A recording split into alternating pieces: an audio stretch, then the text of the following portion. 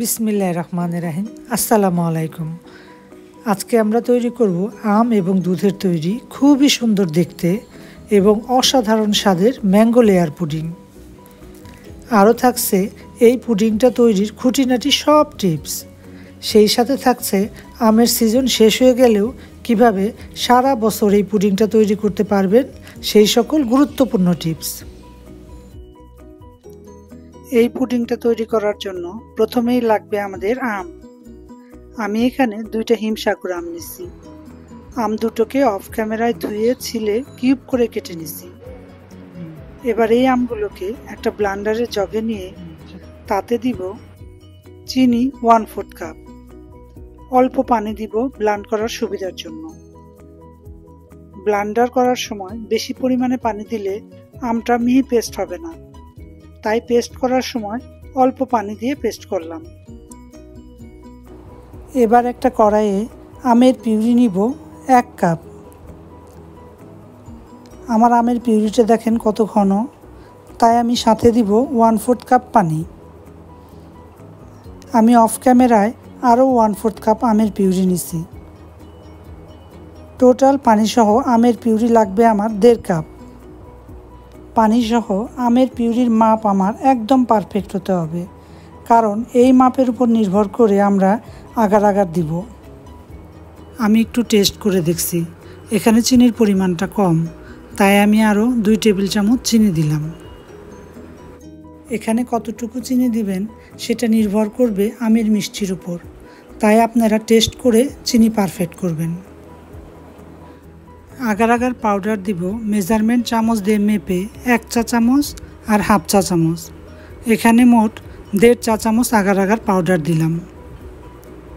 এই মিশ্রণটা আমি এখনই চুলায় দিব না, একটা স্প্যাচুলা দিয়ে ঠান্ডা অবস্থায় খুব ভালোভাবে নেড়ে মিশিয়ে একটা পাশে রেখে দিব। আমি আরেকটা প্যানে নিব জাল করা গরুর দুধ 1.5 কাপ। গরুর দুধটা আমি 10 মিনিট চুলায় জাল করে তবেই নিছি। আমার এই দুধটা কিন্তু একদম ঠান্ডা, রুম টেম্পারেচারের। স্বাদ বাড়ানোর জন্য দিলাম গুঁড়া দুধ 1/2 কাপ। চিনি দিব 1/4 কাপ উঁচু করে।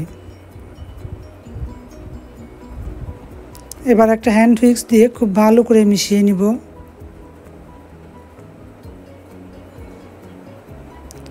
আগার আগার দিব 1.5 চা চামচ, 1 চা চামচ আর 1/2 চা চামচ, মোট 1.5 চা চামচ। 1.5 কাপ দুধের জন্য আমার আগার আগার পাউডার লাগবে 1.5 চা চামচ। একটা হ্যান্ড হুইস্ক দিয়ে আগার আগারটা ঠান্ডা অবস্থায় খুব ভালো করে দুধের সাথে মিশিয়ে তারপর চুলায় দিব এবং চুলায় দেওয়ার পর অনবরত নাড়তে থাকব। এই সময় চুলার আঁচ থাকবে লো মিডিয়ামের মাঝামাঝি। বেশি হাই হিটে রান্না করলে দলা বাঁধার সম্ভাবনা খুব বেশি। একটা বলক আসার সাথে সাথেই দ্রুততার সাথে কাপ দিয়ে মেপে মোল্ডে ঢেলে দিব। প্রথম দুধের লেয়ারটা দেয়া শেষ। এবার দ্বিতীয় লেয়ারের জন্য সেই আমের মিশ্রণটা চুলায় দিব। চুলায় দেওয়ার পর অনবরত নেড়ে চেড়ে একটা বলক তুলে নিব। এই সময় চুলার আঁচ থাকবে লো মিডিয়ামের মাঝামাঝি। একটা বলক আসার সাথে সাথেই দ্রুততার সাথে কাপ দিয়ে মেপে মোল্ডে ঢেলে দিব। প্রথম দুধের লেয়ারটা ঠান্ডা হয়ে একটু জমে গেলে দ্বিতীয় লেয়ারটা ঢালব।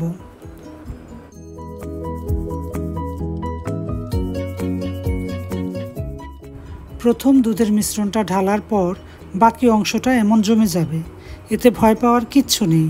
চুলায় দিয়ে নেড়ে চেড়ে একটা বলক তুললে আবার আগের পর্যায়ে ফিরে আসবে। দ্বিতীয় লেয়ারটা একটা আঙ্গুল দিয়ে একটু টেস্ট করে দেখবেন, ঠান্ডা হয়ে জমে গেলে তারপর তৃতীয় লেয়ারটা ঢেলে দিব। এইবার দুধের লেয়ারটা জমে গেলে আমের লেয়ারটা আবার একটা বলক তুলে গরম অবস্থায় আবার ঢেলে দিব। পুরো দুধের এবং আমের উপকরণটা আমি সমান 2টা ভাগ করে 2টা লেয়ারে দিছি। কাপ দিয়ে মেপে মেপে দিছি এই কারণে যে লেয়ারগুলো যেন সমান হয় এবং এতে করে দেখতেও খুব সুন্দর লাগে। লেয়ারগুলো জমে যাওয়ার পর ফ্রিজে রাখবো আধা ঘন্টা। এবার আঙ্গুল দিয়ে একটু চাপ দিয়ে দিয়ে মোল্ড থেকে পুডিংটা একটু আলাদা করে নিব। এবার আটটা আলগা করে একটা প্লেটে উপর করে ঢেলে দিব, কিন্তু এইভাবে অনেক ঝাঁকাঝাঁকি করার পরও পড়ল না। তাই আমি 2টা টুথপিক ভেঙে পুডিংয়ের চারপাশে মোল্ড ঘেঁষে ঘেঁষে দিয়ে দিলাম। এতে করে পুডিংয়ের ভিতরে একটু বাতাস ঢুকবে এবং সহজেই মোল্ড আউট করা যাবে। এবার টুথপিকগুলোকে তুলে ফেলে দিয়ে পুডিংটা আমি কেটে শেয়ার করছি। আমের মিশ্রণ দ্বিতীয়বার জাল দেওয়ার সময় 2 টেবিল চামচ পানি দিছি অফ ক্যামেরায়।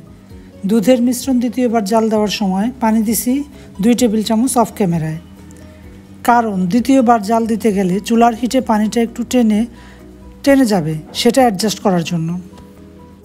এই পুডিংটা বানানোর জন্য আপনাদেরকে বিশেষ কিছু টিপস দেই। প্রতি কাপ দুধ বা আমের পিউরির জন্য 1 চা চামচ আগার আগার পাউডার লাগে খাবারটা জমানোর জন্য। আগার আগার পাউডারটা একটু ভালো মানের কিনতে হয়।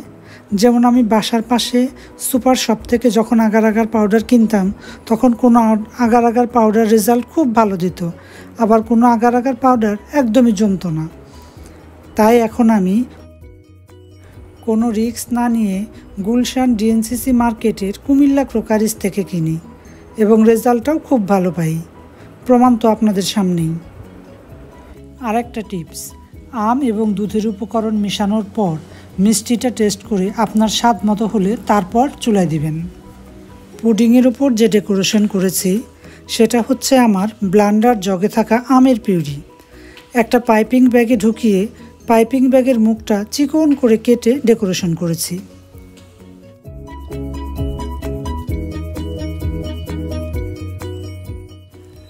আম সারা বছর সংরক্ষণের জন্য পাকা কিন্তু শক্ত টাইপের আম নিব। দাগি পচা আম সংরক্ষণ করা যাবে না। তারপর আমটাকে পরিষ্কার করে ধুয়ে শুকনো কাপড় দিয়ে মুছে নিব। তারপর একটা খবরের কাগজে মুড়িয়ে বক্স বাটি অথবা পলিথিন ব্যাগে সংরক্ষণ করা যায়। বছরের যে কোনো সময় বের করে এই পুডিংটা আপনারা তৈরি করতে পারবেন। ঠিক এইভাবে আম সংরক্ষণ করে সারা বছর আমের বিভিন্ন রেসিপি তৈরি করে পাকা আমের স্বাদ নিতে পারবেন।